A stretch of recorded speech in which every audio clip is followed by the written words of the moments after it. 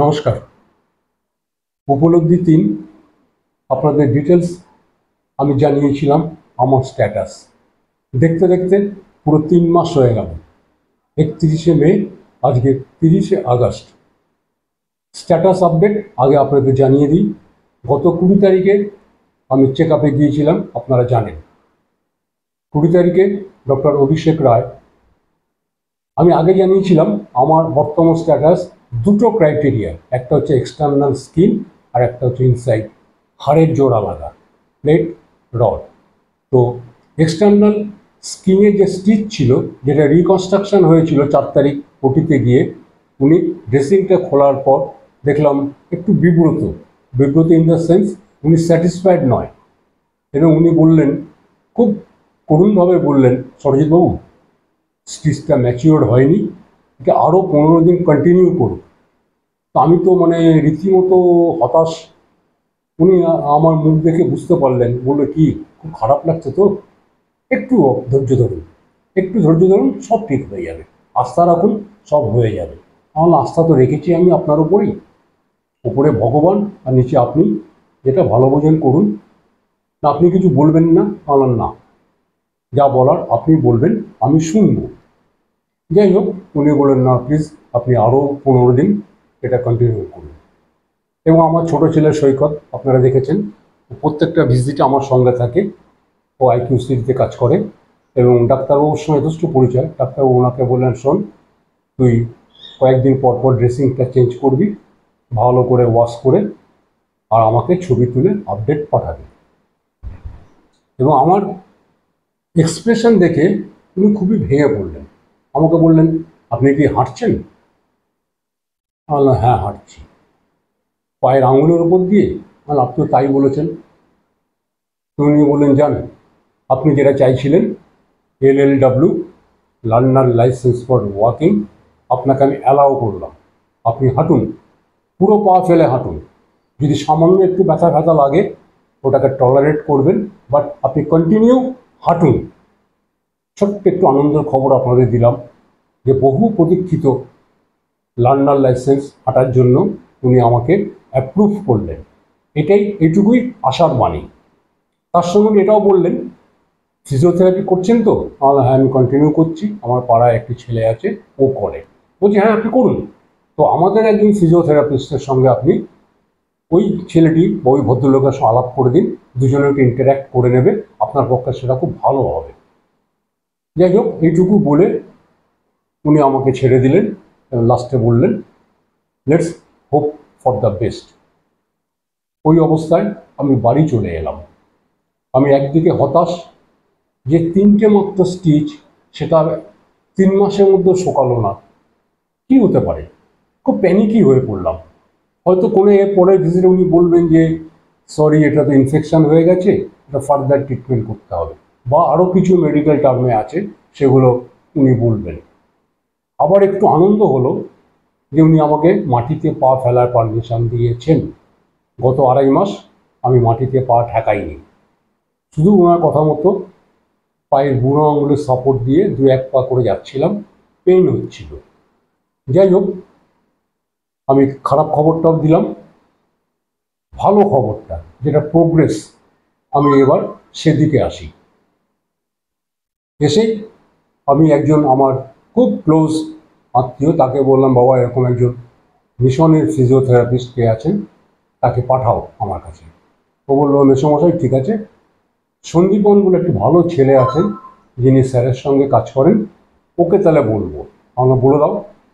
পরের দিন সন্দীপন দুপুরবেলা আমার বাড়িতে এলো।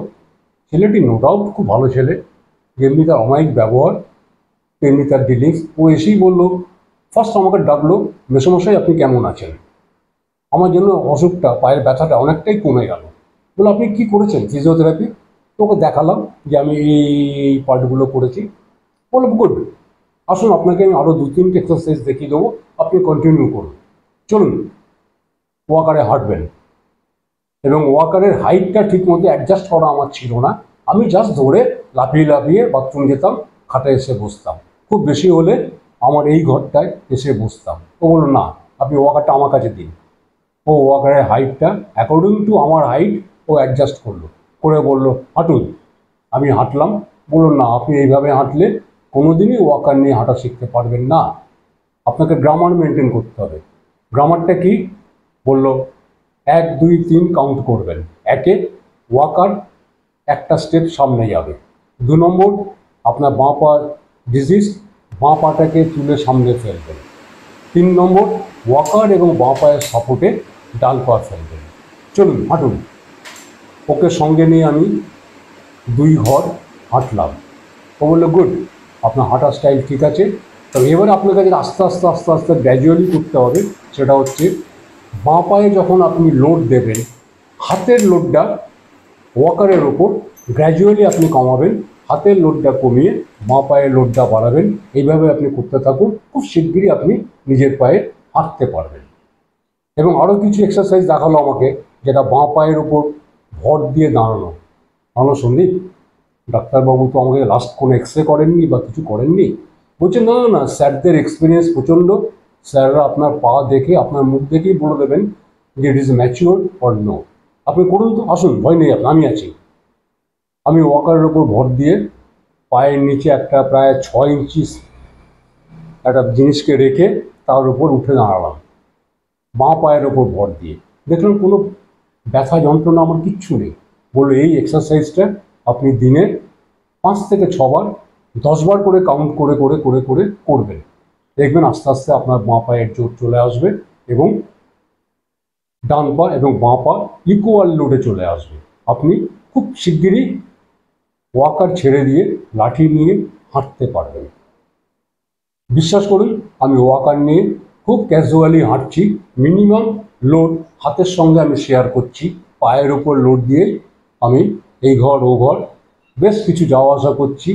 এবং আমাকে যারা দেখতে আসেন, আমার ভিজিটার্স, তাদেরকে আমি বলেছি বেডরুমে নয়, আপনারা ড্রয়িং রুমে এসে বসবেন, আমি উঠে এসে আপনাদের সঙ্গে মিট করব। এবং 22 তারিখ থেকে আমি তাই করছি। এর সঙ্গে আমার কিছু ডেসপারেসি, যেটা আমি আপনাদের সঙ্গে শেয়ার করি। আপনারা দেখেছেন, অনেকেই জানেন, কারণ ঘরে থেকে থেকে থেকে থেকে আমি কেমন যেন ওটা হয়ে যাচ্ছিলাম। তো গত 23 তারিখে বিধান ভবনে আমাদের একটা হেলথ ক্যাম্প ছিল। আমাকে অনেকেই বললেন ঘোষদা আসবেন নাকি।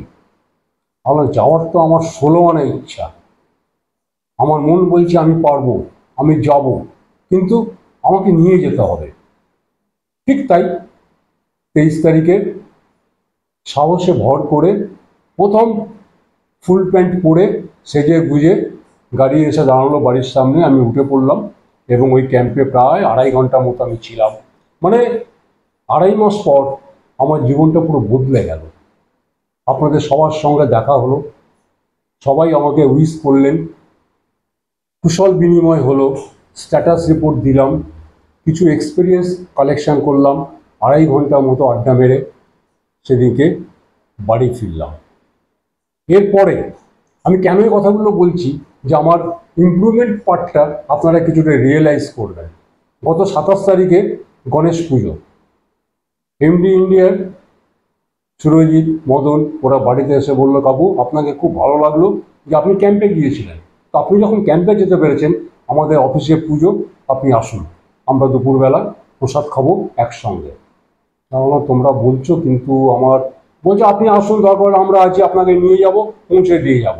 আমি গিয়েছিলাম, খুব আনন্দ পেয়েছি, খুব আনন্দ পেয়েছি 2.5 মাস পর ঘর থেকে বেরোতে পেরে। এবং 23 তারিখটা আমার জীবনের আরেকটা মাইলস্টোন। মাইলস্টোন কি সেন্সে? সাইশা, মানে আমাদের ছোট্ট পরিসোনা, আমাদের ফ্যামিলির কনিষ্ঠা সদস্য, হঠাৎ সারপ্রাইজটা কি, 23 তারিখ বিকালবেলা বাড়ির সামনে একটা গাড়ি এসে দাঁড়ালো। দেখি সাইশা তার বাবা মাকে নিয়ে আমার কাছে চলে এলো। আমি যেন স্বর্গে পৌঁছে গেলাম। ব্যথা যন্ত্রণা সব ভুলে গেছি। সব ভুলে গিয়ে আমরা দুজনে সকাল বিকাল রীতিমতো গল্প করি, ঝগড়া করি। পড়ি, আমার ছোট্ট বন্ধু, সবচেয়ে প্রিয় বান্ধবী আমার। আমরা দুজনে মিলেই সারাদিন high high high hi how how how how করে গল্প করি। আমাদের সময়টা কোথায় দিয়ে কেটে যায় আমরা কেউ জানি না। ও কি ভাষায় কথা বলে আমি সেটাও জানি না, আমি কি ভাষায় ওকে বোঝাই ও নিজেও বুঝতে পারে না, কিন্তু ওর ভাষা আমি বুঝি না, ও আমার ভাষা বোঝে না। দুজনে অবদ্ধ ভাষাতে আমরা ঝগড়া করি, গল্প করি, হাসাহাসি করি। ওর হাসিটা, ও তো ফোকলা দাঁতে হাসি, সেটাই আনন্দ দেয়। বডি ল্যাঙ্গুয়েজ, পৃথিবীর শ্রেষ্ঠ ভাষা বডি ল্যাঙ্গুয়েজ, সেই ভাষাতেই আমরা ঝগড়া করি, খেলা করি, মারপিট করি।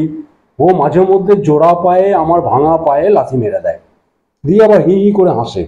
হাসলে কি হবে, ঠিক আছে চলো, আমার তো তখন ব্যথা লাগে না, কেন পড়ি মারছে, আমার ব্যথা লাগবে কেন, আমি এনজয় করি। এখন আমার সময় এই করে খুব সুন্দরভাবে কেটে যাচ্ছে। আমার উপলব্ধি আজকে আপনাদের সঙ্গে শেয়ার করছি। আমি ভালো হতে যাচ্ছি, আমি ভালো হয়ে যাচ্ছি। বেশ কিছুদিনের মধ্যে মানে ওয়াকারে আমি কমফোর্ট ফিল করছি এখন। এবং ও আরেকটা জিনিস আমি বলতে ভুলে গেছি, আমি ডক্টর রায়কে একদিন হোয়াটসঅ্যাপ করলাম 20 তারিখের পরে, যে আপনি ড্রেসিংটা করতে বলছেন, স্টিচগুলো ম্যাচিওর করছে না, তো সেখানে কি কোনো মেডিসিন অ্যাপ্লাই করা যায়?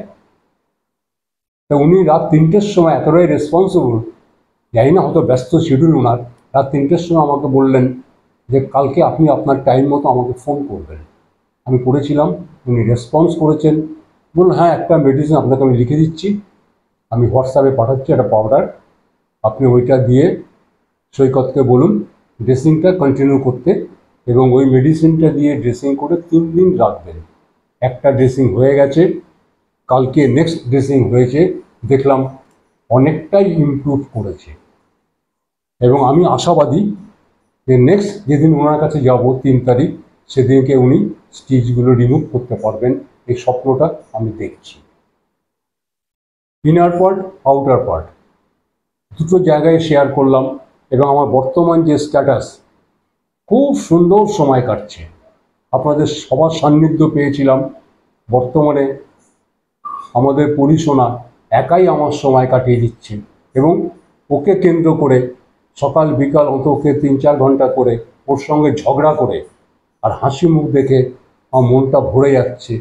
আশা করি সামান্য কিছুদিনের মধ্যেই আমি আপনাদের মাঝখানে গিয়ে দাঁড়াতে পারবো, আপনাদের সঙ্গে কাঁধে কাঁধ মিলিয়ে কাজ করতে পারবো, সবার সঙ্গে থাকবো। সবাই ভালো থাকবেন এই আশা জানিয়ে উপলব্ধি 4 আমি এখানে শেষ করলাম।